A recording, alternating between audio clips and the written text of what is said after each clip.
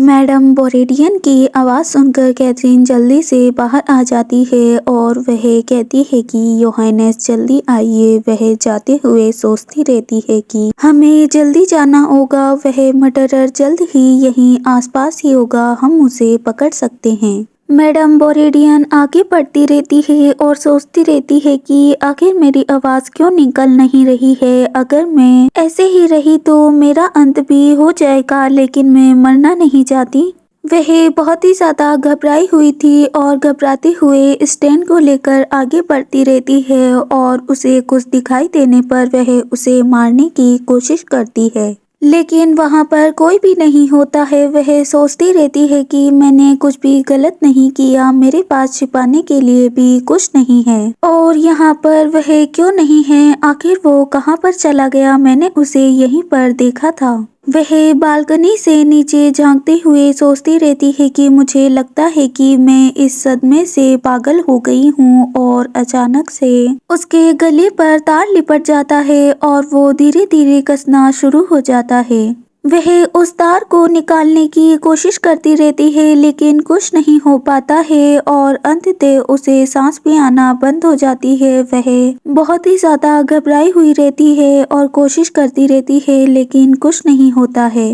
दूसरी ओर कैथरीन और निकोलस भी आते रहते हैं। कैथरीन कहती है कि शोर शांत हो गया है, मुझे लगता है कि वह आसपास ही होगी। ड्यूक निकोलस कहते रहते हैं कि सतर्क रहना केटी, वे किसी भी क्षण यहाँ पर वापस आ सकते हैं और कभी भी हमला कर सकते हैं। और निकी को तलवार निकालते हुए देखकर कैथरीन आश्चर्य से कहती है कि क्या सच में आप हमारे हनीमून पर तलवार लेकर आए हैं? निकी कहते हैं कि बोरिस और शूरवीर हमारे साथ में नहीं हैं, इसीलिए मुझे किसी भी तरीके से तैयार रहना चाहिए। और अचानक से वहां पर मैनेजर आ जाता है और वह कहता है कि अच्छा ऐसा है, यह एक आनंददायक यात्रा होनी चाहिए थी। सराय मालिक होने के नाते मुझे जिम्मेदारी महसूस करनी चाहिए। उसे इस तरह से अचानक से आता हुआ देखकर निकी उसकी ओर तलवार करते हुए कहता है कि आखिर आप यहाँ पर क्या कर रहे हैं? और मैनेजर घबराते हुए कहता है कि मैंने चीखने की आवाज़ें सुनी, इसीलिए मैं दौड़ते हुए यहाँ पर चला आया।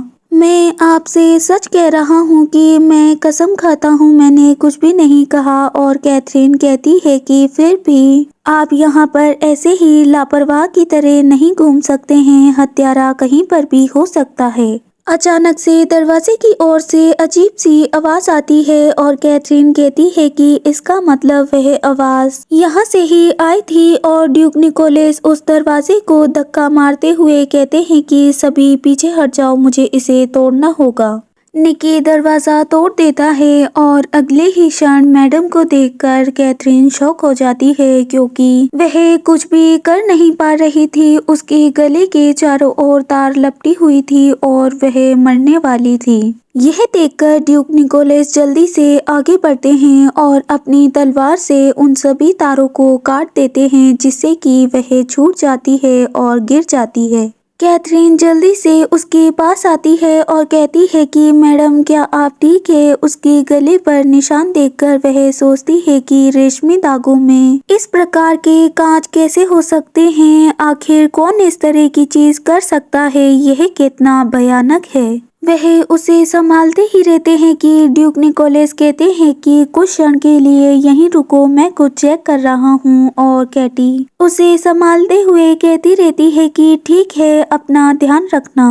निकी विंडो के आसपास देखता रहता है। दूसरी ओर कैथरीन कहती है कि मैडम क्या हुआ था? क्या आपको कोई कमरे में घुसकर आपको मारने की कोशिश कर रहा था? लेकिन मैडम कुछ बोल ही नहीं पाती है और उसे इस तरह से करते हुए देखकर कैथरीन कहती है कि क्या आप बोल नहीं पा रही हैं? और मैडम बोरेडियन अपने सर को हिलाते हुए कहती है कि हाँ, मैं बोल नहीं पा रही हूँ। और यह कहते हुए वह कैथरीन को गले लगा लेती है और कैथरीन कहती रहती है कि शांत हो जाइए मैडम, शांत हो जाइए। कैटी सोचती रहती है कि मिस बोरेडियन अकेली थी जब उनके साथ यह सब हुआ और मैनेजर कहता रहता है कि ऐसा लगता है कि उसे सचमुच बहुत ही बड़ा शॉक लगा है। और कैटी सोचती रहती है कि भोजन कक्ष में जहरीले भोजन खाने वाला अकेला कोई नहीं था और यदि उस अकेली ने पॉइजन लिया होता भी तो वह अकेली चोटग्रस्त होती, लेकिन वह बिल्कुल ठीक थी उस समय।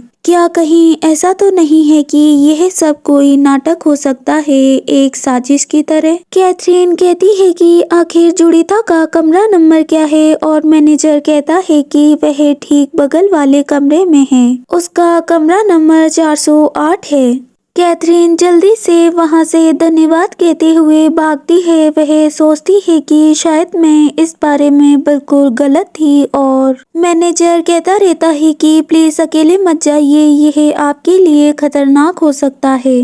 कैथरीन दरवाजा खटखटाते हुए एक नाम लेती है, जूलिया दरवाजा खोलो। वह सोचती रहती है कि क्या वह अकेले रहकर ठीक रह सकती है? यदि उसका कोई घुसपैठिया साथी हुआ तो वह खतरे में पड़ सकती है, मुझे उसे बचाना होगा। लेकिन वह दरवाज़ा नहीं खोल पाती है। मैनेजर भी वहां पर आ जाता है और वो कहता है कि साइड में हटिए और उस दरवाजे को तोड़ने की कोशिश करता है और उसे तोड़ देता है। लेकिन वह अंदर जाते ही शॉक हो जाते हैं क्योंकि जुड़ीता आराम से सो रही थी और वो कहती है कि जुड़ीता क्या आप ठीक हैं? और जुड़ीता कहती है कि आखिर इतनी रात गए क्या हो रहा है, आखिर आप यहाँ पर क्या कर रहे हैं? कैथरीन आगे बढ़ते हुए कहती है कि शुक्र है कि आप सुरक्षित हैं, क्या आपने कुछ सुना नहीं? और जुड़ीता अपने ईयर प्लग हटाते हुए कहती है कि नहीं, मैंने इन्हें लगा रखा था इसीलिए मुझे कुछ सुनाई नहीं दिया। कैटी उसके पास जाती है और उसे पकड़ते हुए कहती है कि जल्दी हमारे साथ बाहर आ जाओ, क्योंकि यदि हम साथ में रहेंगे तो सभी सुरक्षित रहेंगे, यहाँ पर अकेले आपको खतरा हो सकता है। जुड़ीता कुछ समझ नहीं पा रही थी और कहती है कि आखिर हुआ क्या है? और कैटी कहती है कि हत्यारे ने मिस बोरेडियन पर हमला कर दिया है, इसीलिए आपको साथ में रहना चाहिए। और अचानक से वहां पर निकोलस भी आ जाता है। निकी जल्दी से कैथरीन के पास आता है और उसके कान में फुसफुसाते हुए कुछ बताता है और उसकी बातों को सुनकर कैथरीन सरप्राइज हो जाती है और सोचती है कि क्या सच में ऐसा है। कैथरीन सभी को इकट्ठा करते हुए कहती है कि सभी मेरी बात सुनिए, आइए हम सब 10 मिनट में कमरे नंबर 509 में मिलते हैं, हमें जल्दी से वहां पर जाना होगा। और यह सुनकर जुड़ीता कहती है कि लेकिन आपने कहा है कि हत्यारा बाहर ही है, तो यह हमारे लिए खतरनाक हो सकता है। और कैटी कहती है कि मुझे पता चल गया है कि आखिर अपराधी कौन है। और मैनेजर कहता है कि तो फिर इकट्ठा होने के लिए हमें 10 मिनट तक इंतजार करने की आखिर क्यों जरूरत है? और कैटी कहती है कि मुझे लगता है कि अपराधी को स्वयं को तैयार करने के लिए कुछ समय की आवश्यकता होगी, इसीलिए मैंने ऐसा कहा। कैथरीन वहां से जाते जाते बोरेडियन से कहती है कि मिस बोरेडियन प्लीज आपके साथ जो कुछ भी हुआ मुझे उसे डिटेल में बताइए ताकि मैं इसके बारे में अच्छे से पता लगा सकूं। जल्द ही कैथरीन अपने कमरे में आ जाती है और निकोलस कहता है कि कैटी क्या आपको पता चल गया है कि यह किसने किया? और कैटी कहती है कि यदि मैं ईमानदारी से कहूँ तो अभी भी कुछ सबूत बाकी हैं इसके बारे में पता लगाने के लिए, और इसीलिए मुझे लगता है कि इस बारे में हमें निर्णय नहीं लेना चाहिए। और निकोलस कहता है कि कैटी और कैथरीन कहती है कि क्या हुआ? और अचानक से योहानेस उसे चीज खिला देते हैं। यह देखकर कैथरीन कहती है कि आखिर यह क्या है? आखिर अचानक से आपके पास चीज कहां से आया और आप मुझे इसे क्यों खिला रहे हैं? निकी कहता है कि आखिर यह कैसा है? और कैटी कहती है कि आखिर आप एक शरारत करते हैं और पूछते हैं कि आखिर यह कैसी है। लेकिन अजीब सा स्वाद आने के कारण कैथरीन कहती है कि 1 मिनट रुको, इसका स्वाद इतना नमकीन क्यों है। अचानक से कैथरीन को सब समझ में आ जाता है और वो कहती है कि नहीं, ऐसा नहीं हो सकता, मुझे पता चल गया है कि आखिर वह किलर कौन है।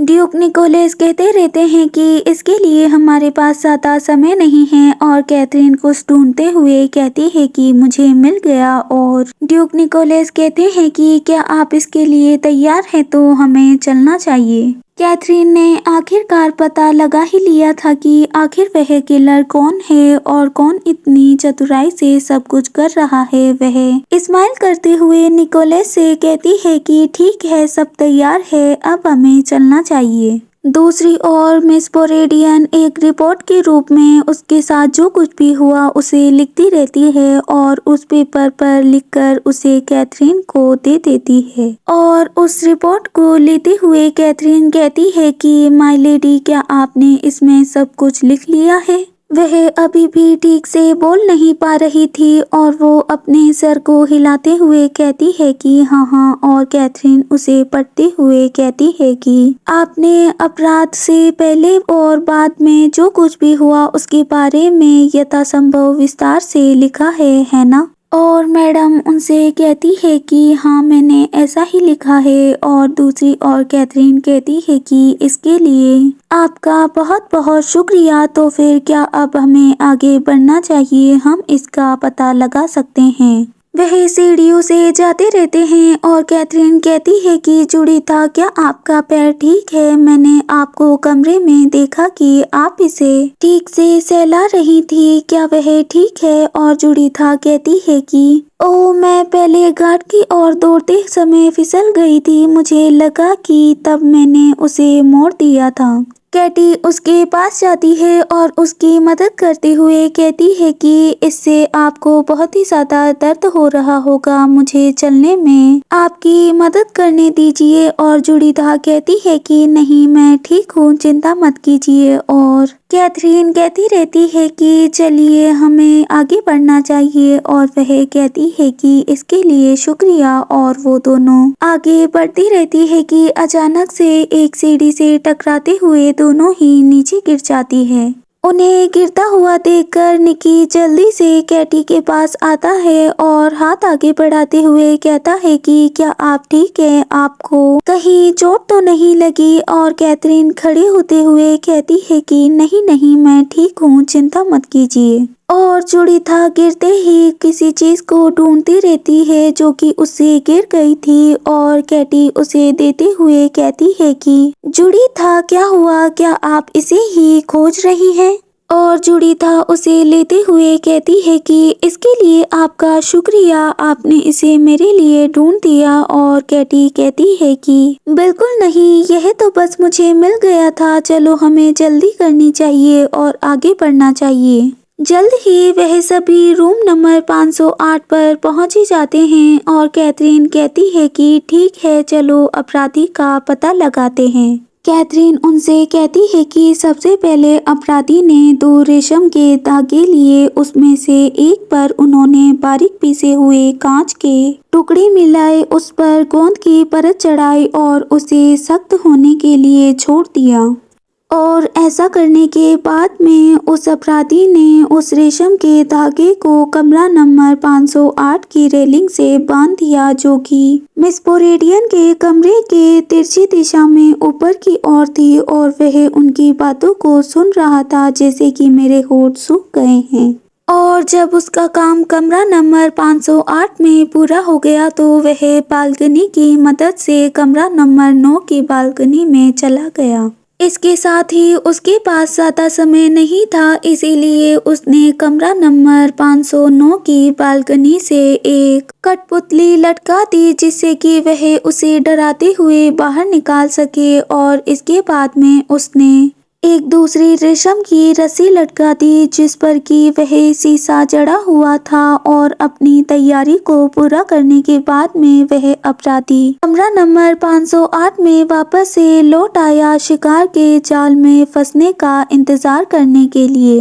कैथरीन बाहर जाती है बालकनी में और बालकनी पर निशान दिखाते हुए कहती है कि यहाँ पर सभी देखो, यह निशान अभी भी यहाँ पर दिखाई दे रहा है। उसे ज्यादा समय नहीं हुआ है इसे लटकाए हुए, और यहीं पर रहकर उस अपराधी ने मिस बोरेडियन को लुभाने के लिए सही मौके का सावधानी पूर्वक इंतजार किया। और जब बाहर का तापमान बढ़ने लगा और बारिश भी बढ़ने लगी, जिसके कारण वहां पर ऐसा दिखाई देने लगा कि बाहर कोई भूत है। यह सुनकर वह सभी शॉक हो जाते हैं और कैथरीन कहती रहती है कि अपराधी ने तो यह भी भविष्यवाणी भी कर दी थी कि आखिर उसकी प्रतिक्रियाएं किस प्रकार से होंगी और वह किस प्रकार से कार्य करेंगी। और इसके बाद में जैसे ही मिस बोरेडियन ने खिड़की खोलते हुए अपना सर बाहर निकाल लिया, तो वैसे ही उसका लगाया हुआ फंदा मिस बोरेडियन के गले में फंस गया और वह